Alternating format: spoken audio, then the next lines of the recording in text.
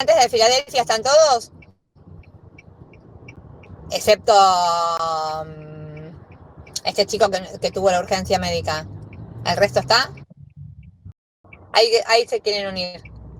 Listo, si están todos los demás, arranquemos. Bueno, bien, nosotros vamos a hablar sobre Filadelfia. Primero vamos a poner un tráiler. No sé si se ve bien. Yo lo veo. Bien. A ver, ahora cuando pongas el tráiler.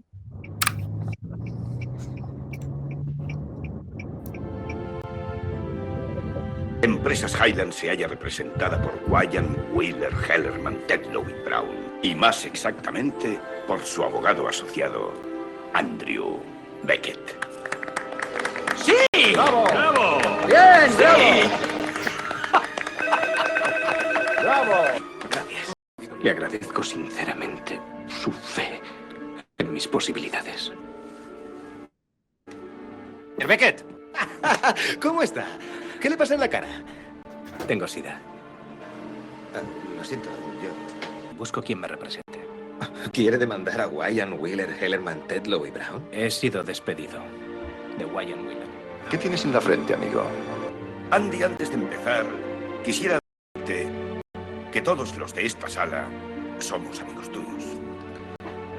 Extravié una importante demanda, esa es su versión. Tu puesto en el futuro de esta firma no está seguro. Y pensamos que es injusto retenerte aquí. Disculpe. ¿Me están despidiendo?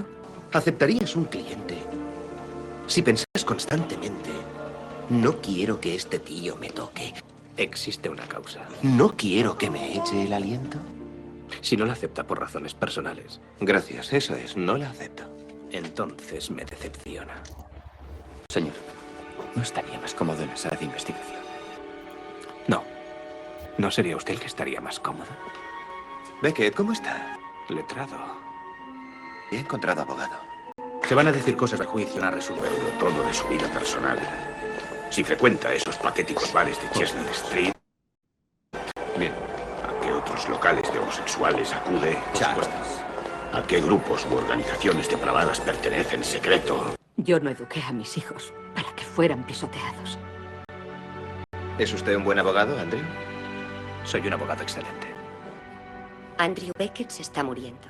Dijo usted que quedó impresionado del trabajo de Andrew Beckett. Andrew Beckett está furioso ¿Qué fuerza poderosa le ha hecho cambiar de opinión?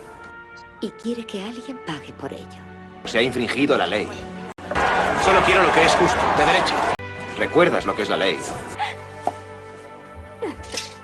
Hablemos de lo que trata realmente este caso. ¿Despidió usted a Andrew Beckett porque él tenía el SIDA? Del odio del público en general, de nuestra repugnancia, nuestro temor. En esta sala, señor Miller, la justicia es ciega en materia de inclinaciones sexuales.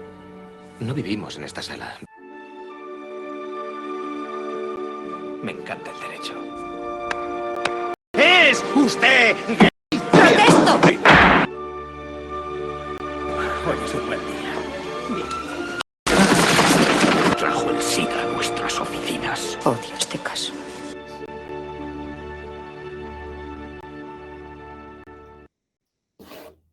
Bueno, esa fue la película, el trailer de la película. La película está basada en una época que en Filadelfia había mucha discriminación y mucha falta de protección legal hacia las personas en casos de agresión sexual o de discriminación por preferencia sexual. La película cuenta el caso de un abogado que trabaja en una firma muy importante y es despedido de forma arbitraria.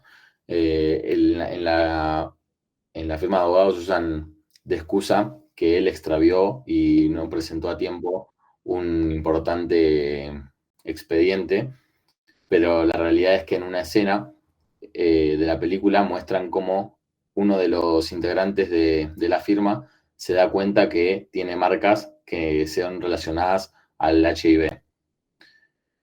A partir de esto empiezan a tratarlo de forma diferente, pero durante toda la película muestran cómo Andrew va tratando de superar estas discriminaciones que recibe y trata de buscar un abogado para poder demandarlos, y al final de la película muestra que el juicio lo gana y le dan una recompensa económica que, más allá de tenerla o no tenerla, fue que se ganó el juicio y se le aceptaron que no fuera discriminado y se le aceptaron los derechos que tenía que tener. Después de ver la película y analizar, estudiamos los derechos personalísimos que se infringen y tuvimos como resultado que se infringe el derecho a la privacidad. En el artículo 19 de la Constitución se habla sobre el principio de reserva. Dice que las acciones privadas de los hombres que no ofendan al orden ni a la moral pública ni perjudiquen a un tercero solo están reservadas a Dios. En la película, él nunca da el consentimiento para que se difunda su diagnóstico ni su orientación sexual, y no debería haber sido juzgado por su vida privada en el trabajo. Después, por otro lado, el derecho a la igualdad, donde se habla en la Constitución Nacional en el artículo 16, que explica que todos los habitantes son iguales ante la ley. Se rompe la igualdad ante la ley por su condición de salud y su orientación sexual. En la película, Andrew es despedido, aunque saben que es un gran profesional. Es tratado con desigualdad con respecto a los demás abogados de la firma, sabiendo que él tenía un conocimiento superior. Buenas, ¿cómo están? Bueno, yo voy a hablar de la ley especial número 23.592, que está dentro de los derechos humanos y garantías reconocidas en la Constitución Nacional.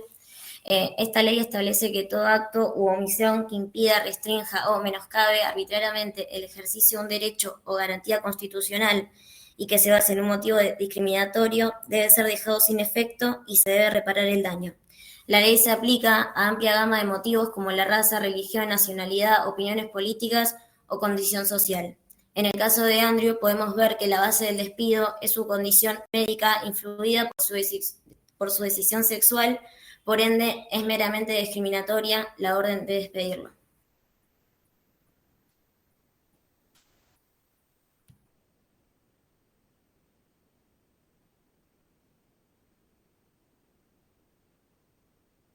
Hola, bueno, yo voy a hablar sobre los artículos del Código Civil y Comercial de la Nación con los que se puede relacionar la película.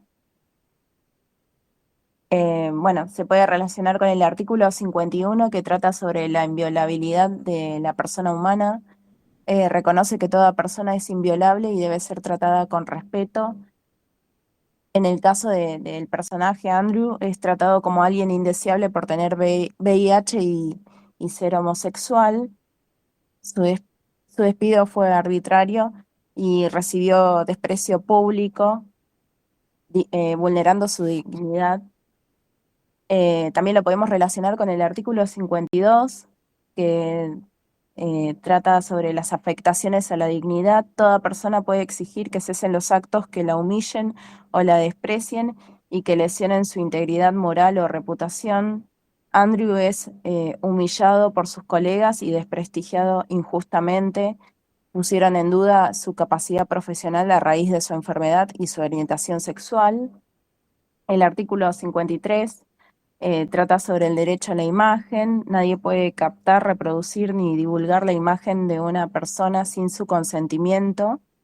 En el caso de los periodistas, si bien tenían derecho a entrevistarlo públicamente, desviaron el foco de la atención al preguntarle si era homosexual, cuando se trató de un despido por discriminación. Y bueno, la conclusión de la película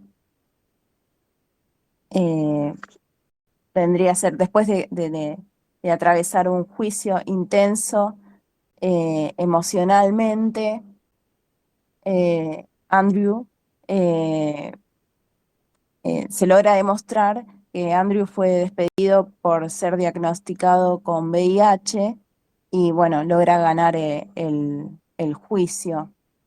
El jurado reconoció que su despido fue arbitrario y fue un acto de discriminación relacionado con su condición sexual y con su orientación sexual y con su condición de salud. Y le dieron una compensación económica. No obstante, bueno, cuando ya se llegó a esa resolución, a ese triunfo legal, él ya estaba en una etapa de la enfermedad bastante avanzada por lo que tuvo que ser internado y fue acompañado por sus familiares y amigos que en todo momento lo acompañaron. La reflexión que nos deja la película es sobre el valor de la justicia y la necesidad de erradicar la discriminación. Y bueno, ofrece una crítica y una mirada sensible sobre el impacto del SIDA y los derechos humanos, la lucha por los derechos humanos en los años 90.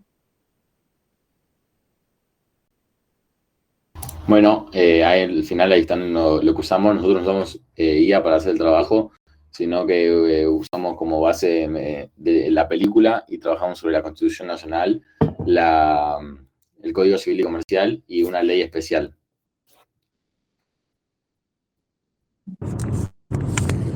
Muy bien, buenísima. Re linda la película, no la habían visto, ¿no? Porque es una película viejísima, es más de No, miedo. a mí me gustó mucho la película cuando la vi. ¿Dónde la consiguieron? Yo la miré en Cuevana. ¿Cómo? En Cuevana la miré, totalmente ilegal. Ah, en Cuevana. No, es que no la están dando en ninguna plataforma de las oficiales, me parece a mí. No, por eso. Creo que está en HBO, si no me equivoco, pero bueno, yo no tengo, así que la miré ahí. Mira, no, me voy a fijar si está en HBO. Pero está buena la película. Es entretenida, te atrapa, no es que es densa de ver. ¿Viste? Es re linda. En general, casi todas las películas, la de Nuestro Padre, que viene ahora, es la que al principio es lenta, ahora vamos a ver con los chicos, y después se te pone interesante por la dinámica del tema, ¿no? Pero después el resto, en general, todas son películas que están buenas, que son agradables para ver. Bueno, bien, chicos, me gustó, muy bueno. Gracias, profe. Ya pueden seguir entonces los de Nuestro Padre.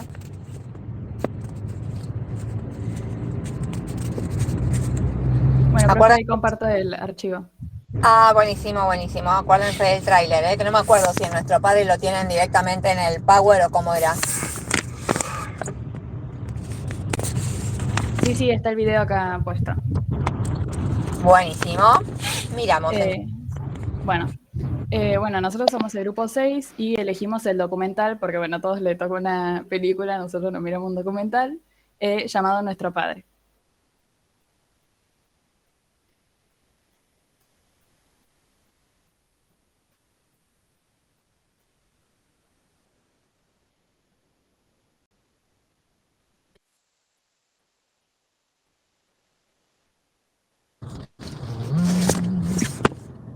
Les quedó sin sonido, solo con la traducción. Ahí me fijo. A ver.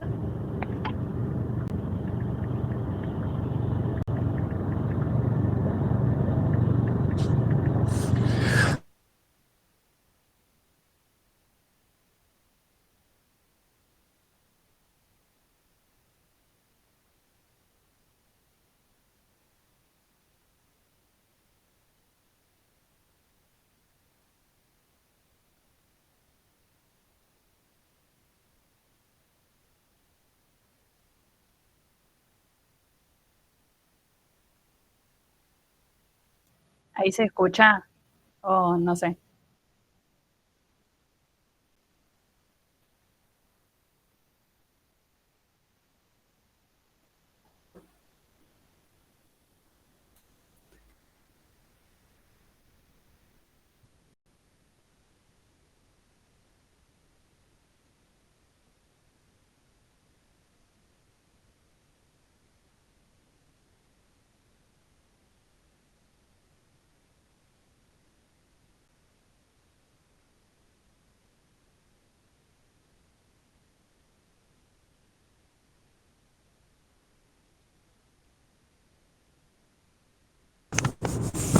Cualquier cosa, si les está costando a los chicos del equipo, alguno que ya haya presentado tráiler, que comparta, compartiendo el audio para que lo podamos escuchar.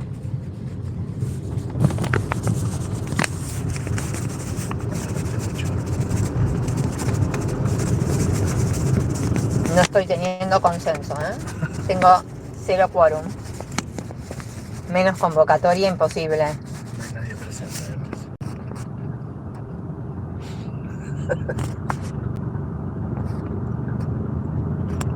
Profe, no estaría, no sé por qué no se comparte el audio, porque yo ya había visto y cuando hice una prueba para ver si se escuchaba perfecto. Pero no sé qué es pasó. que cuando yo lo vi, porque en los trabajos que me lo mandaron directamente en el Power, porque hubo algunos que no, pero los que me mandaron en el Power, yo controlé que se escuchara. Sí, se Y se escucha todo. escuchaba el de Sí. ustedes. No sé por qué ahora no se escucha. Claro, yo lo estoy escuchando y no escucho mucho si tipo se dicen que no se escuchaba. Entonces dije, qué raro. Y fíjate si lo puedes compartir sin hacerlo desde el Power, ¿entendés? Hacelo directamente desde tu compu. Si estás con compu o estás con celu. Estoy con la computadora.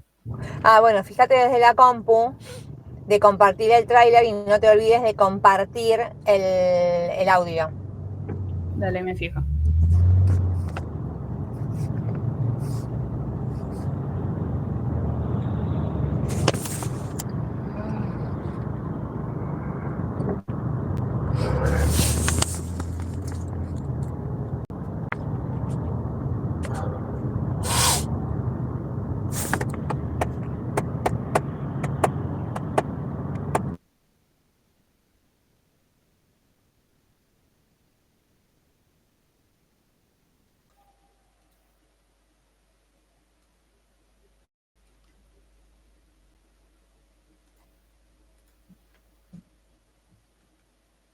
Bueno, ahí Cuando era niña, me sentía distinta. ahí no sé si se escucha. Okay. Tenía 35 años y me hice un test de ADN. Cuando abrí Ancestry, tenía más de 3.000 coincidencias. Me aparecían muchos nombres con la frase familiar cercano. Estábamos vinculados con el apellido Klein. El doctor Klein era el mejor médico de fertilidad de Indianápolis. Entonces supe que Klein era nuestro padre biológico. Y comenzaron a pasar cosas extrañas. Siento que esto fue un experimento perverso para él. La mayoría tiene cabello rubio y ojos azules. Somos como un clan ario, perfecto. Y es despreciable. ¿Cómo nadie lo supo por décadas? Tuve que decirle a mi esposo, acabamos de descubrir que Julie no es tu hija. Me contacté con todos los medios, grandes y pequeños. Tenía una posición de poder. Es conocido en la comunidad por filántropo. Es un miembro de la iglesia. Y el fiscal general. No niego que fue una violación sexual, pero legalmente no hay un delito relacionado con este accionar. La mayoría de nosotros vive en un radio de 40 kilómetros. Voy por la calle y podría ser la hermana de cualquiera. Y me aterra cada nueva coincidencia, pero siguen apareciendo. Ruego que no sea alguien que conozco o que no sea alguien con quien salí. Él quería que me callara, pero no me rendiré. Lucharé para exponer todos sus secretos. Siento que esconde algo más siniestro.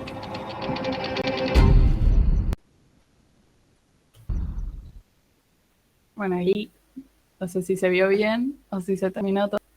Sí, se vio perfecto. Bueno, sigo con la reseña, que es bastante extensa. Bueno, el documental se trataba sobre una historia real de un médico estadounidense que era especialista en fertilidad, que bueno, se llamaba Donald Klein, y que durante los 70 y 80 inseminó un montón de pacientes, bueno, obviamente mujeres, con su propio esperma sin su consentimiento. Después, en la historia sale a la luz por el testimonio de Jacoba, que es la primera chica que habla en el tráiler, que es una mujer que nació mediante un tratamiento de inseminación, que se realizó una prueba de ADN creyendo que podría tener medios hermanos, y descubre que compartía material genético con más de 10 personas. Bueno, después a partir de ese suceso, ella comienza una investigación que llega a que el médico, o sea, Donald Klein, había inseminado a su madre con su propio esperma para, para su propio fin, y también que había inseminado un montón de mujeres, y empieza a buscar justicia obviamente con las otras personas que estaban involucradas, así las madres como los hijos.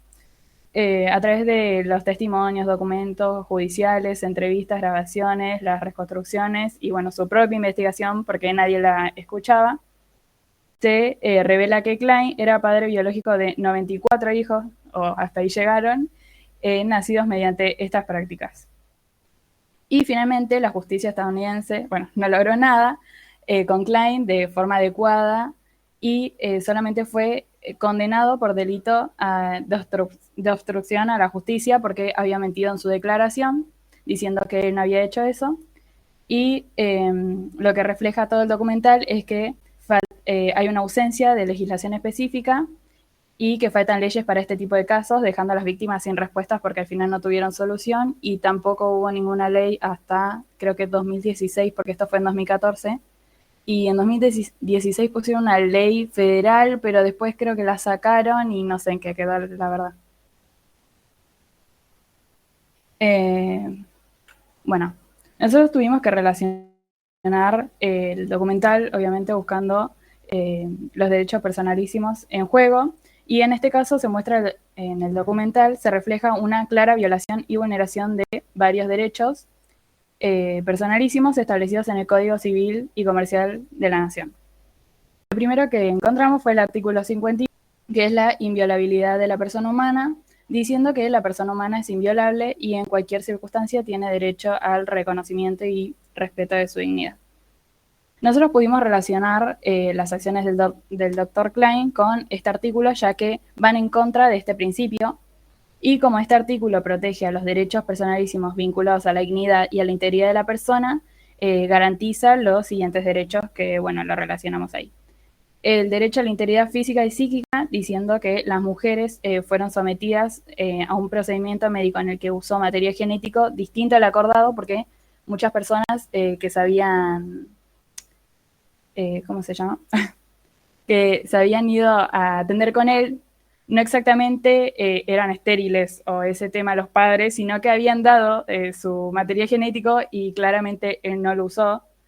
Y esto constituye una invasión a su cuerpo y una afección psicológica profunda al descubrir que la verdad, la verdad años después. Después el derecho a la igualdad, que el accionar del médico fue degradante y humillante al tratar a las pacientes como simples medios para su propio fin y sin respeto a la condición humana ni su consentimiento, porque antes de inseminarla, todo el proceso para llegar a su fin lo hacía al lado de las pacientes, sin su consentimiento ni nada. Después, el derecho a la libertad personal, se vulneró el derecho de cada mujer de decidir libremente por su cuerpo y sobre la forma en que concebían a un hijo, ya que se les ocultó información esencial para presentar el consentimiento válido. Y por último, el derecho a la identidad e intimidad, donde los hijos nacidos producto de esa inseminación fueron privados de conocer su verdadera identidad biológica durante años y además se vulneró la intimidad tanto de las madres como de los hijos al exponerse información genética sin su autorización. Bueno, ahora no sé si sigue mi compañero.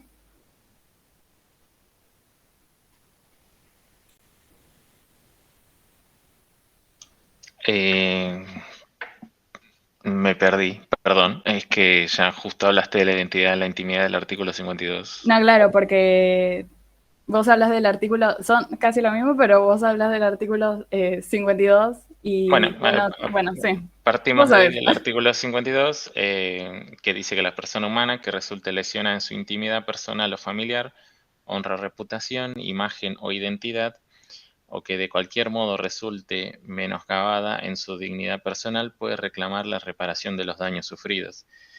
Relacionándolo con la película, hasta la edad adulta de la protagonista, en que se hace la prueba de ADN y descubre a todos su cantidad de hermanos.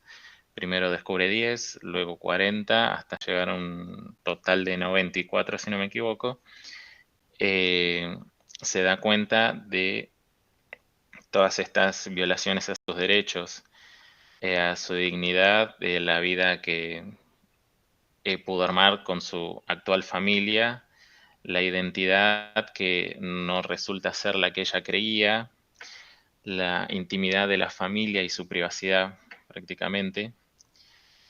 Las personas, dicen, fueron privadas de conocer la verdad sobre su origen genético durante décadas, porque incluso en mitad de la película negaba la información el doctor, no querían que lleguen a la verdad de su experimento, si se puede decir. Este ocultamiento vulnera el derecho a construir una identidad personal basada en la verdad, lo cual constituye un daño que puede ser reclamado judicialmente. Y el descubrimiento forzado y tardío de su verdadera identidad biológica provocó un profundo daño moral y psicológico en las personas nacidas en esta práctica. Si me ayuda con la siguiente página. Ahí está.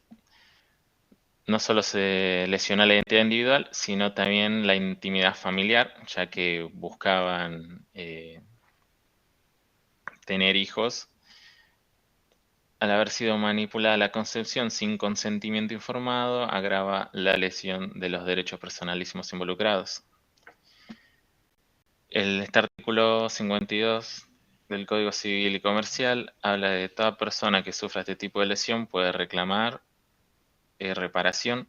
En nuestro país, en caso como el mostrado en el documental, habilitaría a los hijos y madres afectadas a iniciar acciones civiles por daños y prejuicios, posiblemente también por las violaciones éticas y penales vinculadas con la mala praxis médica.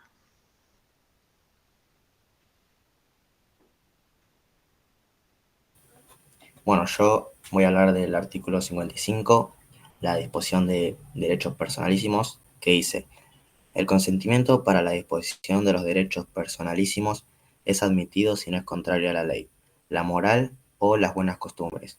Este consentimiento no se presume, es de interpretación restrictiva y libremente revocable. Este artículo establece que el consentimiento para cualquier acto que involucre el cuerpo o la intimidad debe ser libre, específico y expreso. En el caso de las víctimas no existió consentimiento alguno para ser inseminadas con el material genético del médico. Por lo tanto, se transgredió su derecho a disponer de su cuerpo y decidir libremente sobre su maternidad. Ahora me explayo un poco más. Lo aplicamos, primero por la falta de consentimiento. En el documental las mujeres nunca dieron su consentimiento para que el médico usara su propio material genético, que el artículo nos deja claro que el consentimiento no se presume, que debe ser expreso y claro, cosa que en este no ocurrió. Después, lo contrario a la ley y a la moral, el artículo dice que la disposición de los derechos no puede ser contraria a la ley o a las buenas costumbres. Contraria a la moral, la ética profesional y la ley, ya que manipuló el cuerpo y la voluntad de las mujeres sin su autorización. Y bueno, después la afectación de los derechos personalísimos, que los pacientes y los hijos fueron afectados en derechos como la identidad, la intimidad y la integridad física y moral. Para resumir, el artículo 55 protege justamente lo que el médico vulneró, es decir, la autonomía y el consentimiento libre e informado de cada persona sobre su propio cuerpo.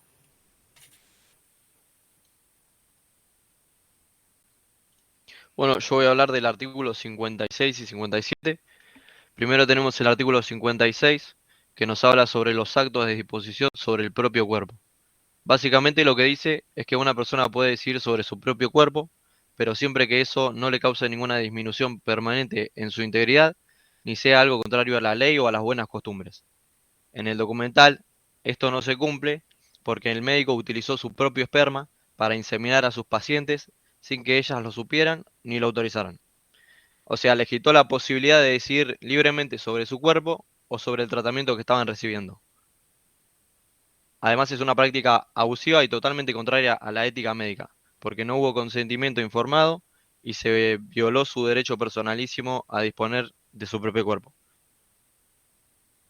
Después tenemos el artículo 57, que habla de las prácticas prohibidas, y lo que busca es proteger la integridad física y psíquica de las personas, prohibiendo cualquier procedimiento que pueda causar un daño o una afectación permanente, incluso aunque la persona haya dado su consentimiento. En este caso, el accionar del doctor afectó muchísimo a la salud emocional y psicológica de las mujeres y de los hijos nacidos de esas prácticas. Incluso si alguna de ellas hubiera aceptado, igual sería una práctica legítima, porque es degradante y deja consecuencias graves en la vida de todos los involucrados. Y además se rompe el principio de no instrumentalizar el cuerpo humano, ya que el médico usó a las pacientes como medio para sus propios fines. En resumen, los dos artículos se ven vulnerados, el 56 porque las mujeres no pudieron decidir sobre su cuerpo, y en el 57 porque se realizó una práctica abusiva que dañó la integridad física y psíquica. Este caso muestra por qué es importante regular mejor las prácticas médicas de reproducción asistida. Eso es todo.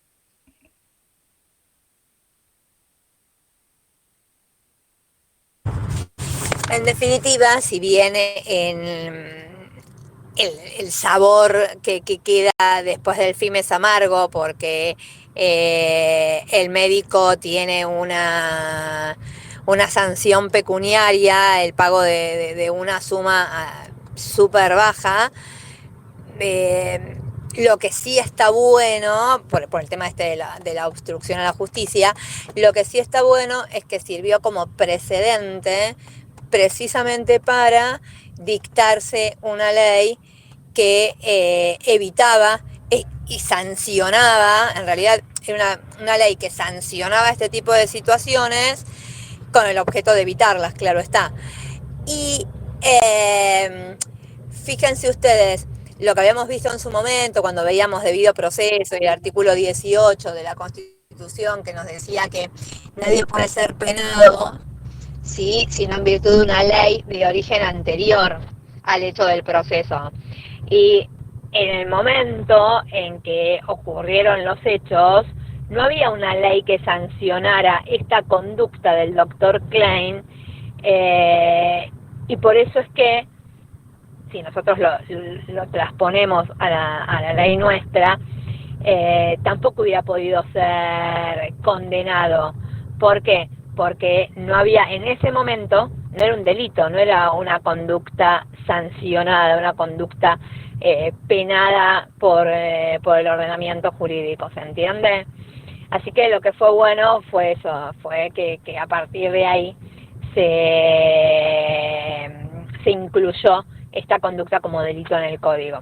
Y seguramente todo el tema de los daños y perjuicios y demás, que no los aborda el documental porque no tiene que ver puntualmente con el objetivo del documental, eso sí debe haber tramitado seguramente por la justicia civil allá en Estados Unidos.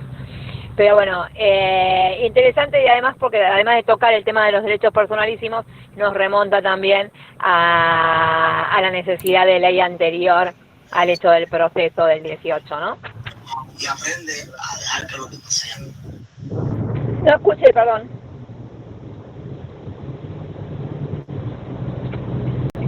Dijeron algo, pero se me cortó.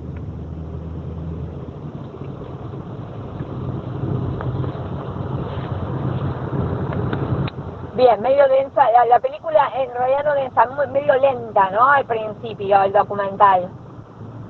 Y más o menos, yo ya lo había visto como 2 veces para otra cosa. ¿La habías visto ya, María? Sí, ya había hecho un trabajo. Creo que era para el colegio, pasó un montón. Pero sí había hecho algo. Sí. Está bueno, sí, es cuestión de concentrarte un poco y entender. Claro, es interesantísimo el planteo, pero sí, a mí la primera vez que la vi me pareció lenta. Después la segunda vez, como ya sabía un poco más de qué venía, para dónde iba la cosa, se me hizo más llevadera. Bien, pero es verdad, fueron los únicos que tuvieron documentales, el resto eran todas películas. Sí.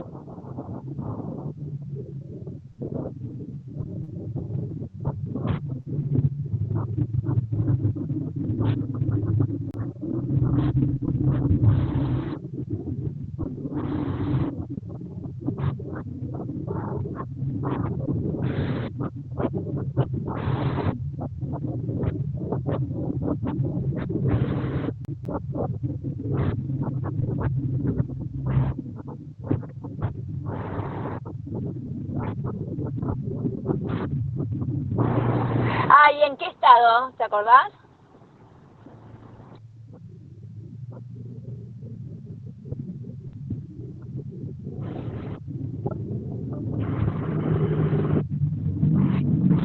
Lorena, después me...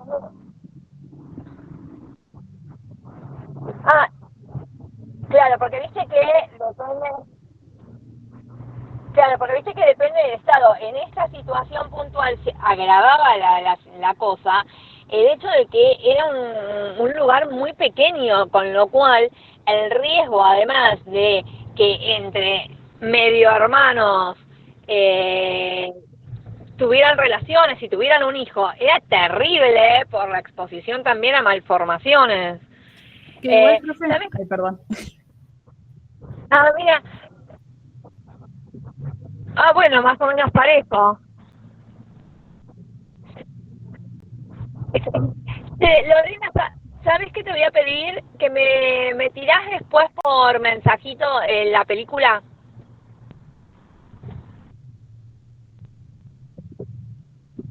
Ah, bueno. Dale, buenísimo. Bien. No nos quedó ninguna película, ya nos vimos todo. Hoy era más tarde de cine que el viernes pasado, me parece, ¿no? Porque el viernes pasado no llovía. Escuchen, terminamos tema de derechos personalísimos. Ya saben que derechos personalísimos no entra en el parcial. Con esto cerramos, con esto, más bueno, lo que ustedes ya fueron investigando por su cuenta, los audios del AMI y demás, cerramos el tema. Si no hay ninguna pregunta al respecto, nos quedaría ver la resolución de ejercicio abusivo del derecho, que también está vinculada. Yo tengo varios temas de varios fallos de ejercicio abusivo del derecho, pero para no llenarlos de casos, lo vinculé con uno que ya habíamos comentado en clase, en la actividad versada sobre el fallo de Ponseti de Balbín. ¿Alguno hizo la actividad de esa clase asincrónica y puede compartirla?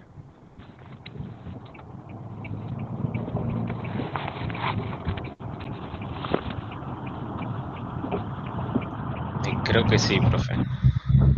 Ay, Dios, el silencio me daba un miedito, chicos. El que la hizo, si la puede compartir, buenísimo.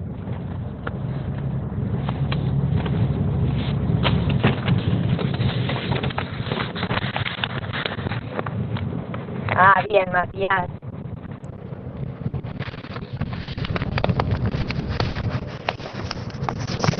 Bueno, espera que yo me voy a agrandar porque no veo nada, así que espera que agrando. Ahí voy. En el caso Ponseti, derechos constitucionales. ¿Qué derechos de jerarquía constitucional, solo los de jerarquía constitucional, se enfrentaron en este caso? Y me pusieron, Matías dice, el derecho a la intimidad, y a la privacidad personal y familiar, artículo 19 de la Constitución, y el derecho a la libertad de prensa y libertad de expresión. ¿Alguien puso algo más en esta pregunta o estos son los derechos que estaban en puja? Chicos, contesten. Sí, no es tanto lo que tienen que hablar.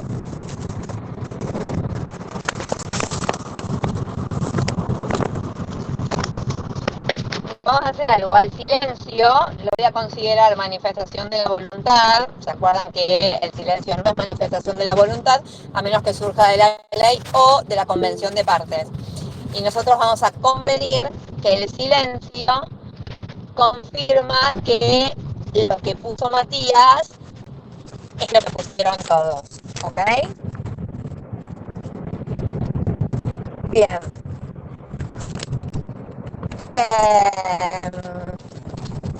La solución adoptada por la Corte, dice. ¿Qué decidió la Corte en este caso? ¿Qué decidió Matías? Recuerden que el 6 y el 7, la diferencia la dan estas cosas, Digo, esto yo lo dije el primer día de clase, cuando fuimos, el primer día que no pude asistir, el primer día de clase de ustedes, pero el primer miércoles que asistí, les dije que 6 y 7 no es 7, y dependía de ustedes que lo fueran, ¿está? Bien. Matías, ¿por qué? ¿Qué fue lo que resolvió la corte? En la publicación de la fotografía de la señora Ponseti, en el No, hecho del doctor Balbín.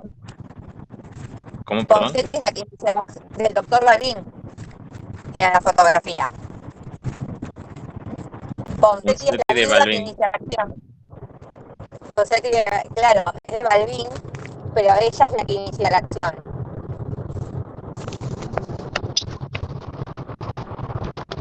Está. Si todos pusieron lo que pusiste, está mal. ¿Ven lo que no es tan bueno que yo asuma que todos lo hicieron mal?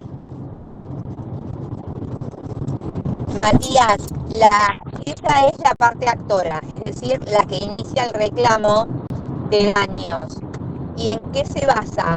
En que la editorial había publicado las fotos tanto en la tapa como en el interior de la revista de Balbín, que era su esposo y que era un político muy importante de la Unión Cívica Radical, candidato a presidente, que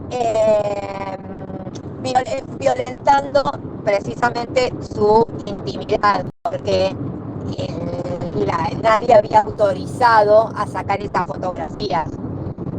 Que ellos logran acceder al lugar, a la sala donde estaba internado, y le sacan las fotografías sin ninguna autorización y las publican.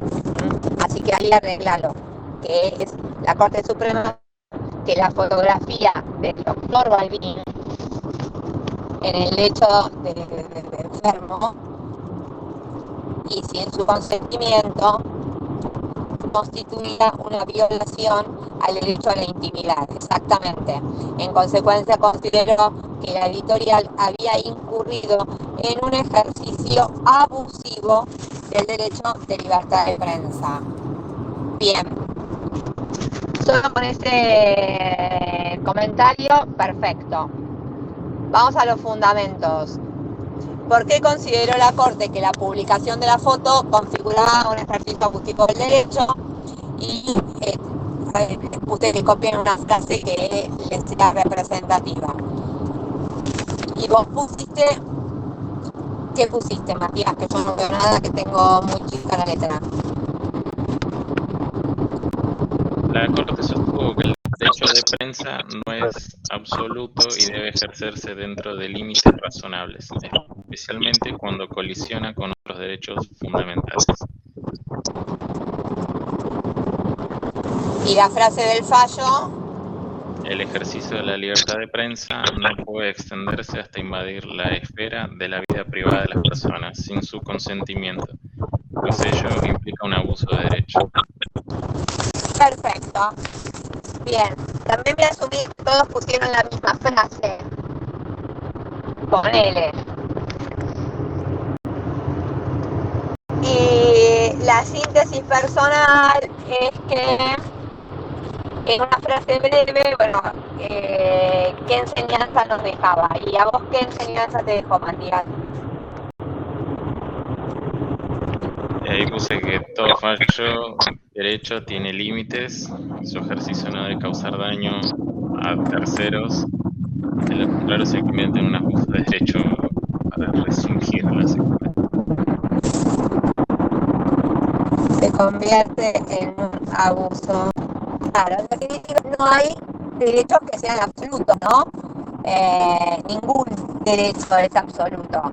Y lo que termina diciendo la Corte es precisamente que acá no es que se trata de que el derecho a la intimidad tiene mayor peso, mayor relevancia que el derecho de libertad de prensa, sino que básicamente lo que había ocurrido acá, y esto es lo que se cuestiona y lo que se sanciona en el fallo, es el ejercicio abusivo del derecho. ¿Por qué? Porque el límite en el ejercicio de mis derechos es el daño al otro.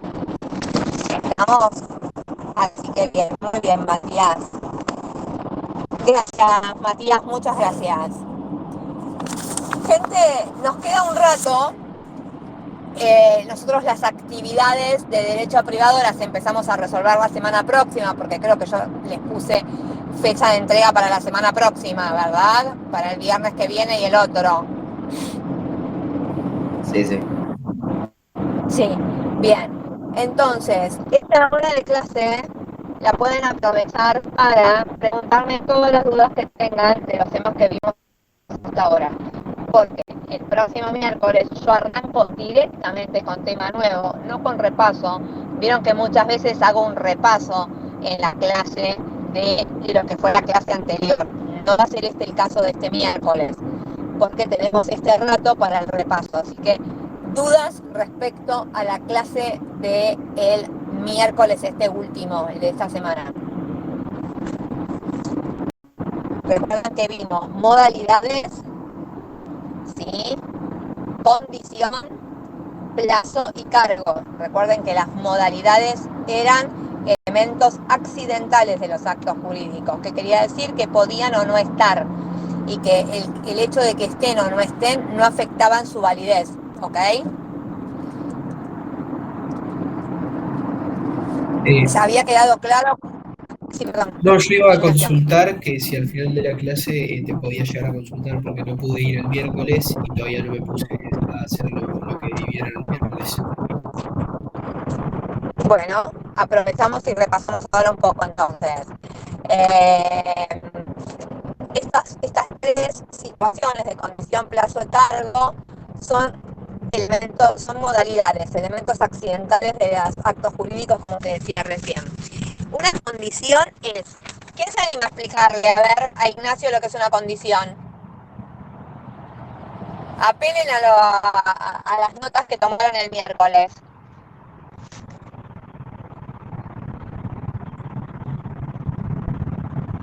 ¿Se anima a explicarle que la condición es un hecho futuro, incierto, probable, ¿sí? No imposible?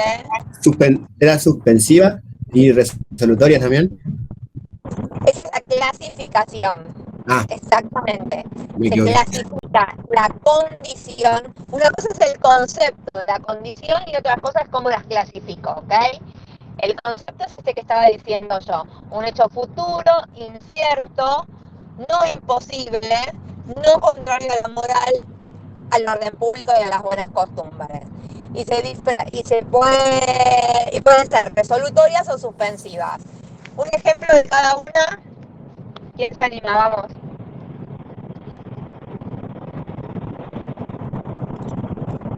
Vamos, sean solidarios con Ignacio, que no estuvo en la última clase, y lo ayudamos a que se ponga al día. Suspensiva, habías dicho, voy a tomar los ejemplos que vos habías dado en clase. Dale, Mariana. Suspensiva era que cuando se reciba tu hija, le ibas a comprar un auto. Ajá.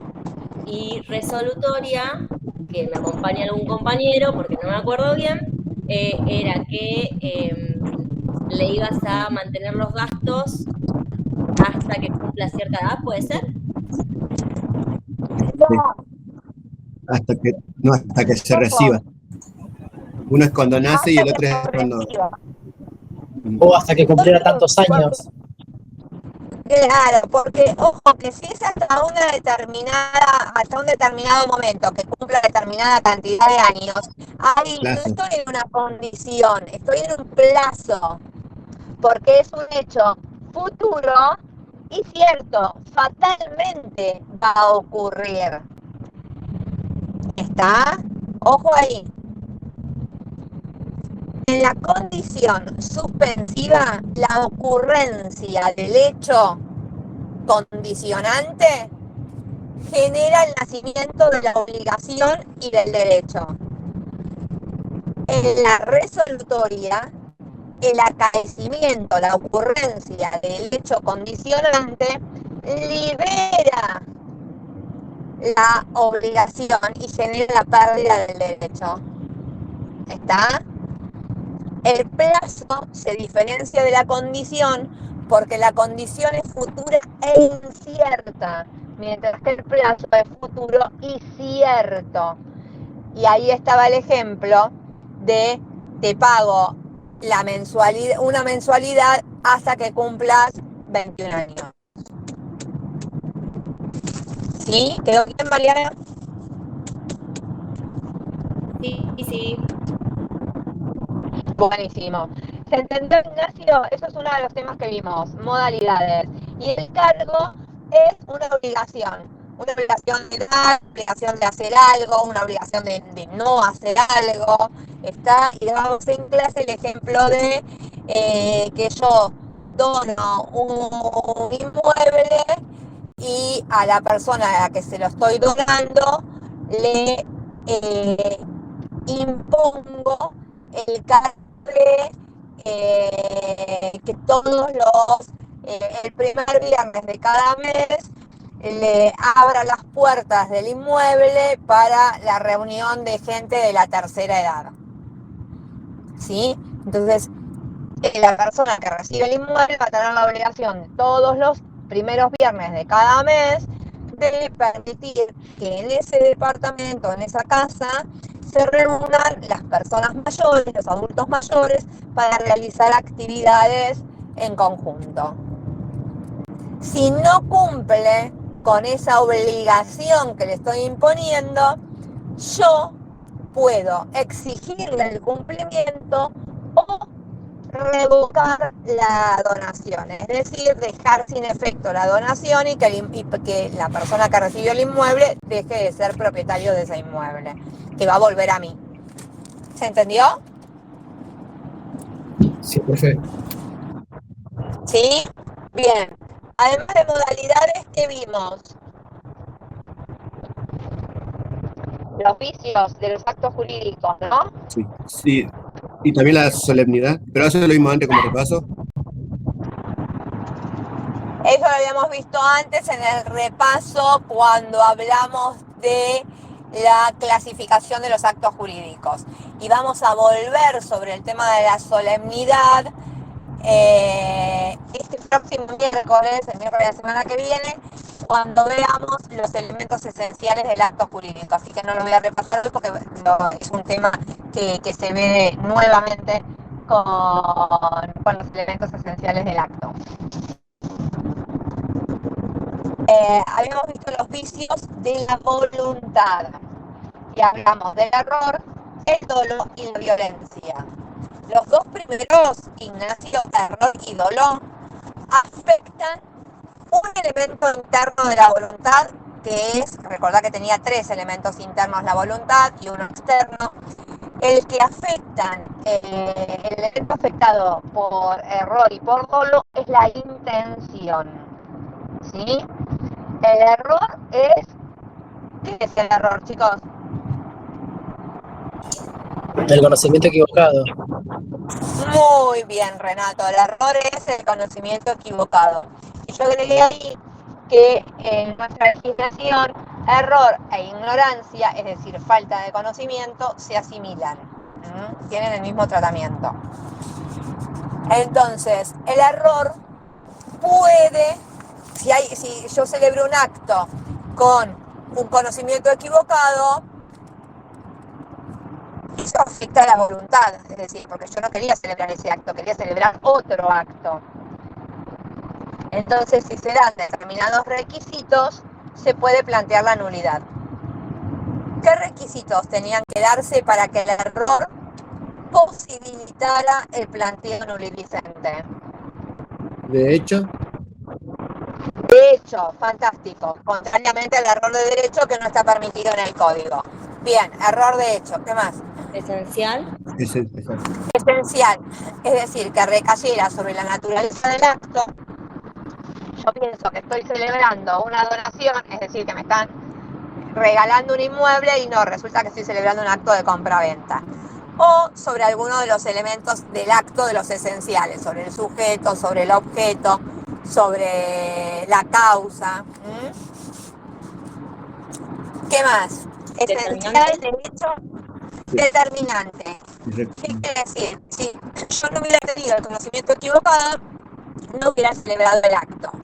Por eso determinó esa falta de conocimiento equivocado, determinó que celebre ese acto. ¿Y qué más? Reconocible. Irreconocible. ¿Qué quería decir reconocible?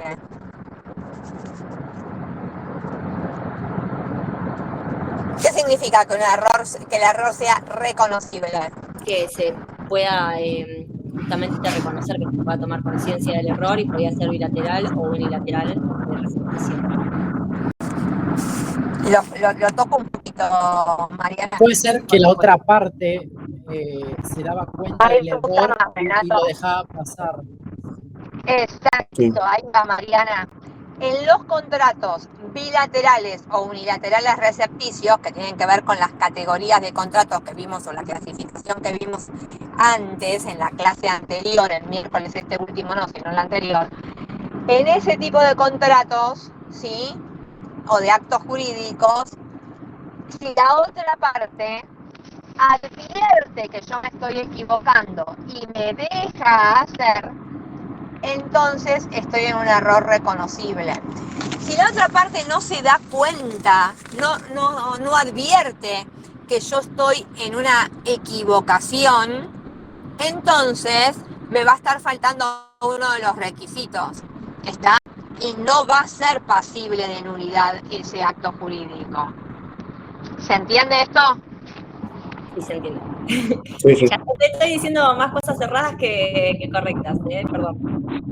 No, pero Mariana está buenísimo, porque yo esto también lo digo siempre en el aula y es súper importante porque este es el espacio para equivocarse y el error de ustedes ayuda a que lo replanteemos, a que lo volvamos a ver, ¿está? Así que está perfecto, Mariana, bienvenida a la equivocación suma, no resta en el aula. Bueno, lo tomo. Bien, ¿quién habilitó el micrófono que no escucho? Ya lo saqué, ya lo saqué. ¿Algo? Sigo. Bueno, esos son los requisitos, los 4 requisitos para que el error sea declarado nulo. Y tengan presente algo. Si el error tiene todos estos requisitos, se plantea la nulidad y la otra parte me ofrece satisfacer el acto tal y cual yo lo pensaba, ¿qué pasa? ¿Avanza la nulidad o no se declara la nulidad y se está por sostener el acto? Se sostiene el acto. Se sostiene la... Exacto. Bien, por el principio de conservación de los actos. ¿Estamos? Vamos al dolo, que era otro vicio de la voluntad que también afecta, igual que el error, la intención. El dolo, ¿qué es? En términos que lo estamos estudiando, ¿no? Porque después tiene otras excepciones, pero en los términos que nosotros... Un engaño, una maquinación. Exacto, un ardid, Artificio. un artificio, bien, me gustó. Que Para también... que la otra parte haga lo que yo quisiera sin que... O sea, que haga lo que yo quiero y sin ese artificio no se hubiese celebrado el acto, digamos. Exactamente, por eso tiene que ser, bien Mariana, determinante, ¿sí? Y tiene que ser grave, es decir, no una simple picardía, tiene que tener entidad para confundir al otro, ¿sí? Para engañar al otro. Generar un daño importante, no solo económico, puede ser un daño moral importante, o un daño, por ejemplo, como fue un daño moral importante es el que sufrieron las víctimas de nuestro padre. ¿Está?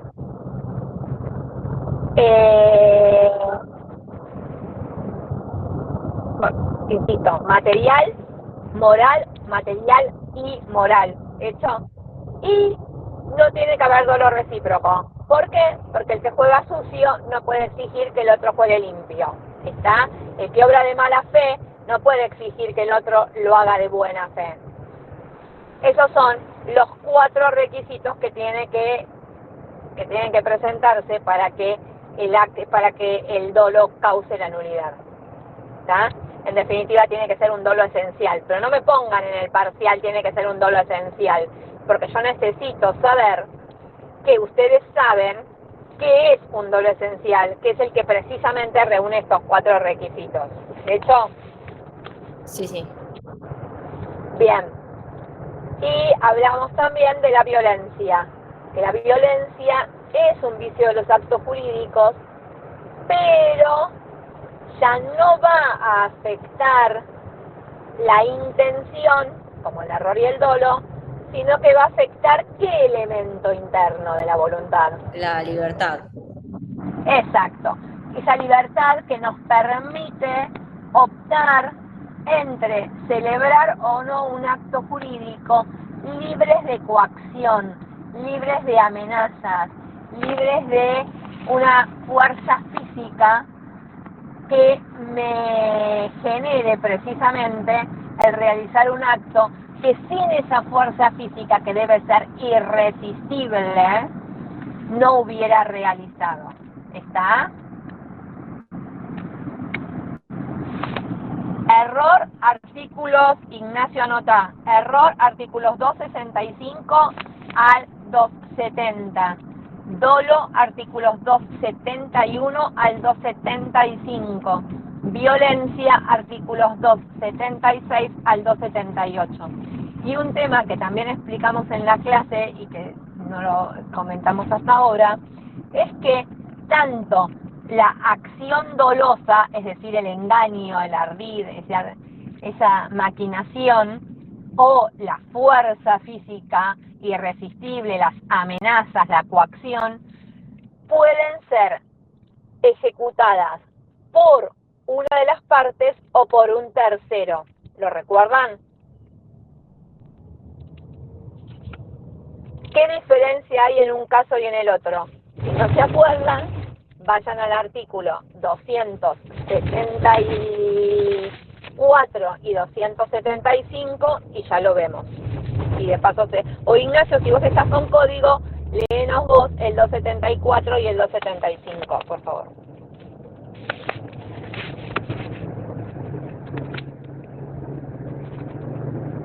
Lo perdimos a Ignacio. ¿Dos cuánto? ahí. ¿274?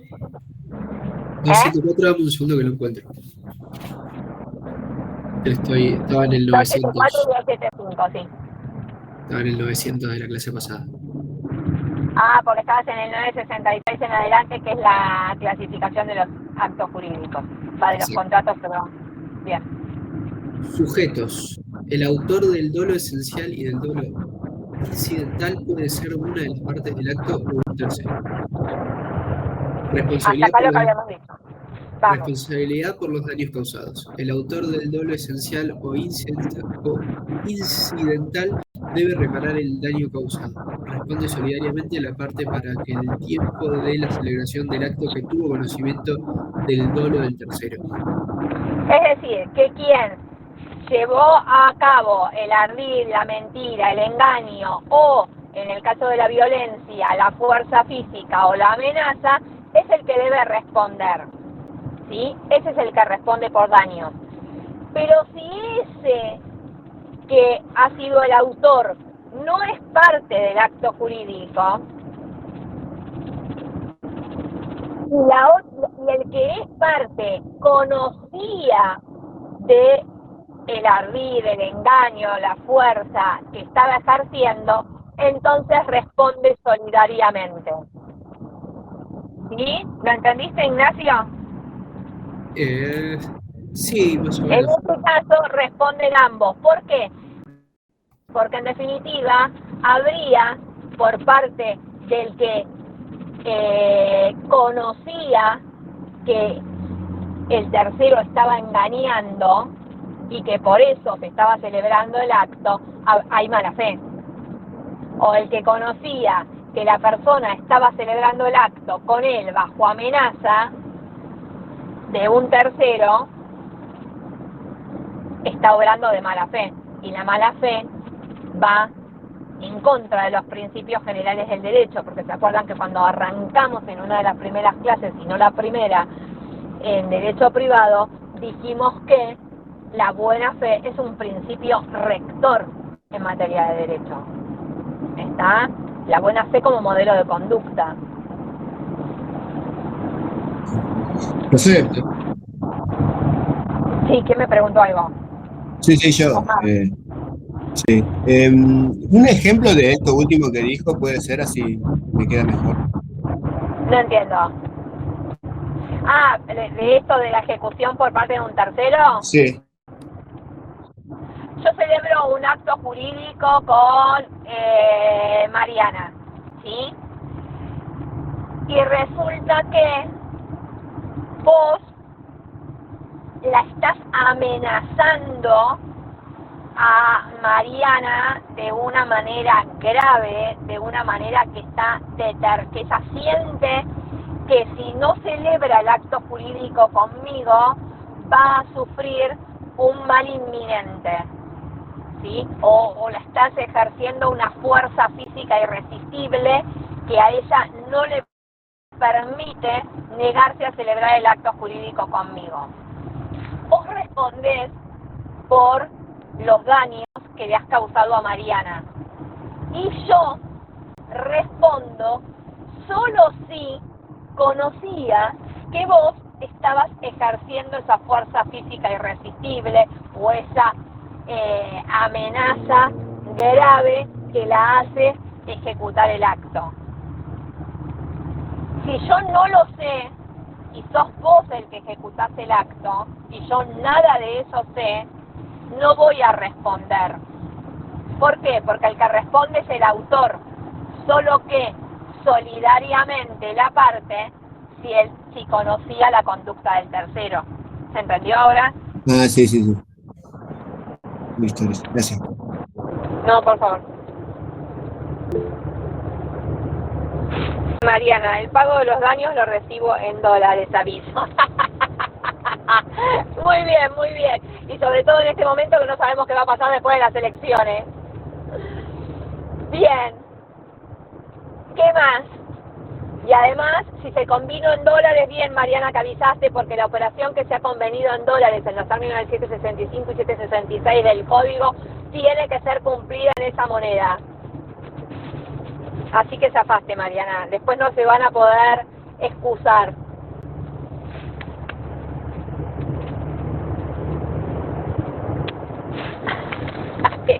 Bueno, pero ¿te acordás que habíamos dicho, Mariano, que en caso de que éramos solidarios nosotros dos? Ahora soy solidaria con Osmar, así que espero que Osmar esté en mejor posición que vos, que me dijiste, ya declaraste ser un seco. Bien, chicos, ¿se entendió cómo viene la mano por con estos temas que vimos el día miércoles? Sí. Si los razonan y estudian, no son difíciles. Pero bueno, nada, tienen que ponerse las pilas.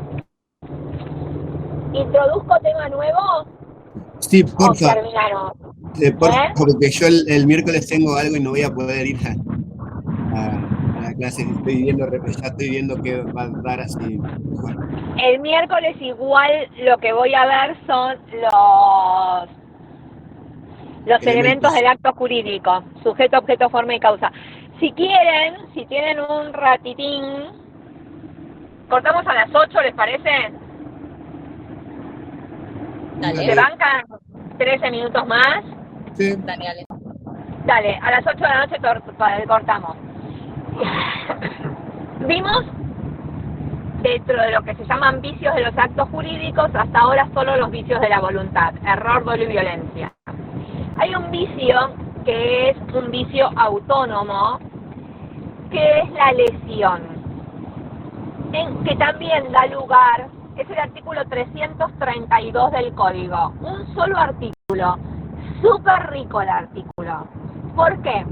Porque este único artículo que aborda la lesión como un vicio autónomo de la voluntad, le da la posibilidad al lesionado o sus herederos, fíjense que ahí tienen quienes van a poder actuar, ¿sí? Quienes van a poder demandar, es decir, quienes van a tener legitimación activa, herederos y lesionados.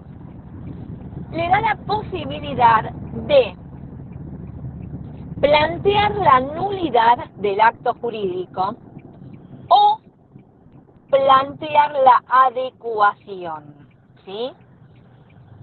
La nulidad es la privación de los efectos del acto jurídico por un vicio congénito, es una sanción legal. La adecuación es una acción que tiende a que una situación de inequidad que se da por la lesión, que ahora vamos a ver de qué se trata, pueda recomponerse. ¿Se entendió hasta acá? Dos posibilidades. Planteo la nulidad o planteo la adecuación. ¿La adecuación de qué? Cuando nosotros hablamos de lesión, ¿quieren ir leyendo? Vamos leyendo el artículo. ¿Tienen el código a mano? El 332. Lo van leyendo, yo los voy cortando, ¿eh? Vamos. Dale. Lesión. Puede demandarse la nulidad o la modificación de los actos jurídicos cuando una... Ahí es lo que... Espérame.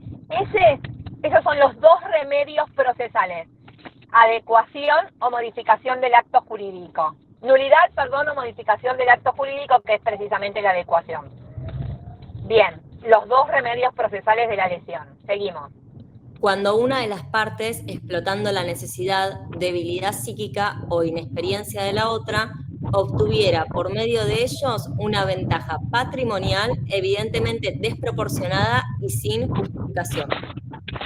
Ven que plantea dos situaciones. Una situación subjetiva, es decir, respecto a los sujetos, y una situación objetiva. ¿Cuál es la situación respecto a los sujetos? Que una de las partes atraviese una situación de estado de necesidad, de debilidad psíquica, o, ¿qué más? ¿Qué dice el artículo? Perdón, estaba anotando. Debilidad psíquica o inexperiencia de la otra, sí. Bien, ¿sí? Una de las partes tiene que atravesar esta situación. Una de ellas, no las tres, inexperiencia, debilidad psíquica o necesidad. Una necesidad imperiosa, qué sé yo. Ahora le doy un ejemplo. ¿Sigo? La otra parte tiene que conocer ese estado de debilidad, de inferioridad de la otra parte y aprovecharse de la situación. Es decir, ven que actúa de mala fe. Conoce y se aprovecha. ¿Está? Eso es lo subjetivo.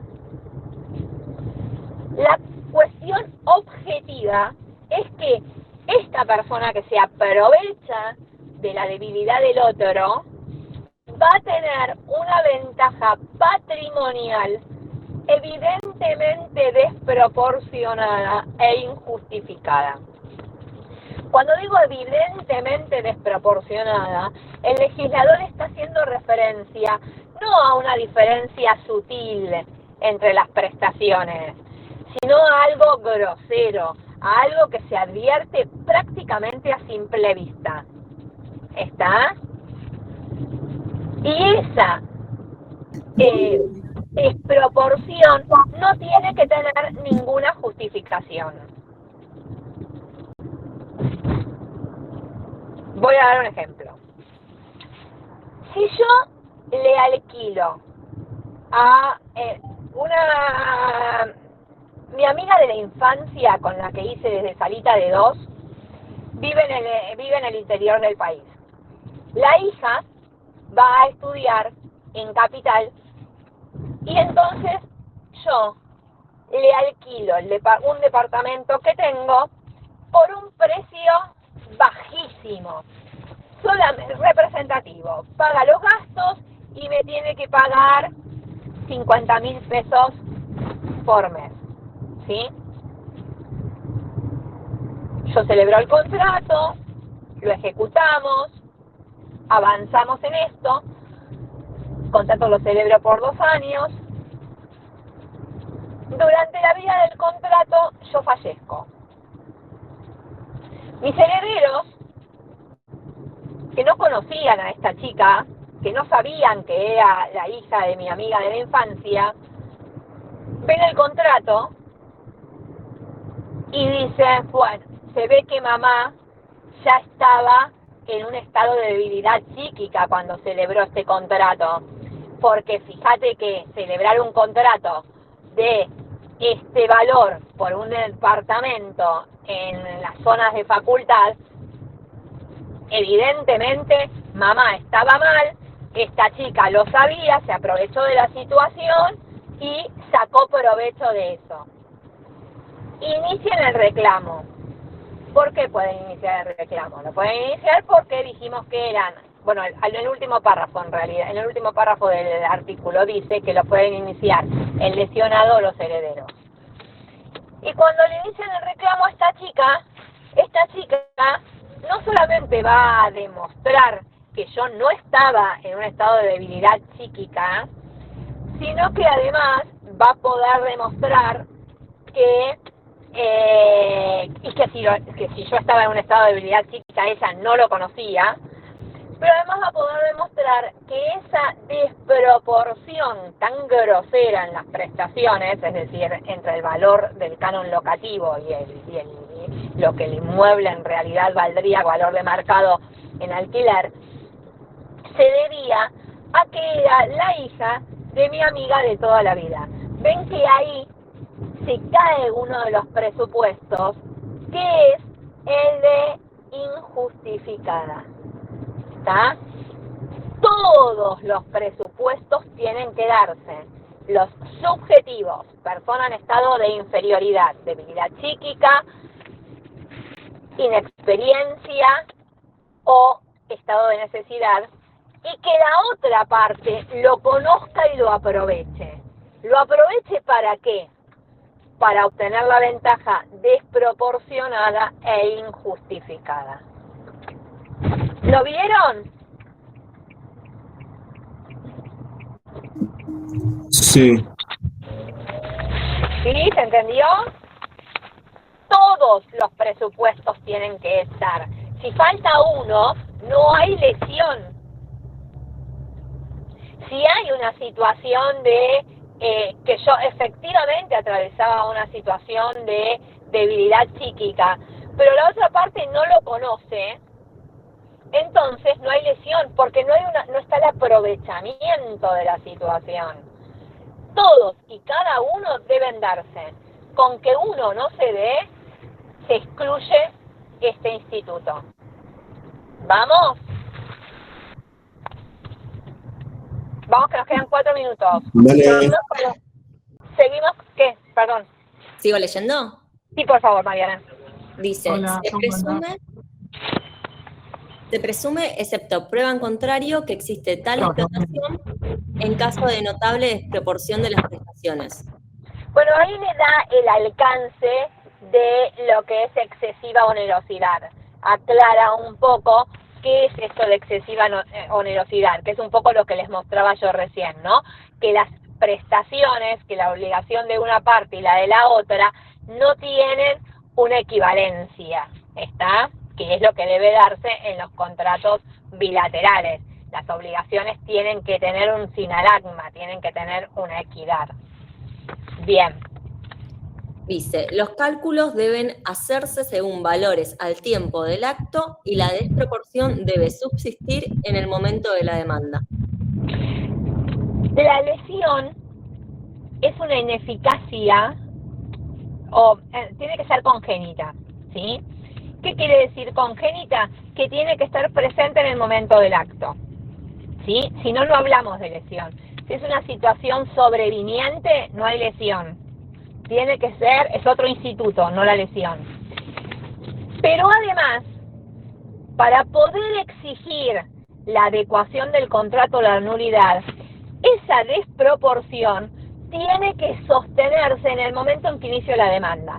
Si por estos vaivenes económicos que tenemos en nuestro país, en el momento de celebración del acto, había una desproporción enorme, pero con el tiempo y el cambio, por ejemplo, de valor de la moneda en una operación en dólares, se pasaron a hacer una situación de equidad, olvídense, no se puede iniciar la demanda, porque tiene que ser esta grosera diferencia tiene que estar en el congénita, en el momento de celebración del acto, y tiene que estar al demandar. O sea que Si no no puede está en ser, uno de estos dos, no demando. no puede Demando, ser pero como van a perder. retroactivo. No. Tiene que estar en ambos momentos, celebración del acto y de momento de demanda. ¿Qué más? Hay alguien que está hablando y estoy escuchando el ruido, chicos. Lorena, cerrá micrófono, por si. Ahí va, gracias Lorena. Seguimos, Mariana, que ya terminamos con el último párrafo.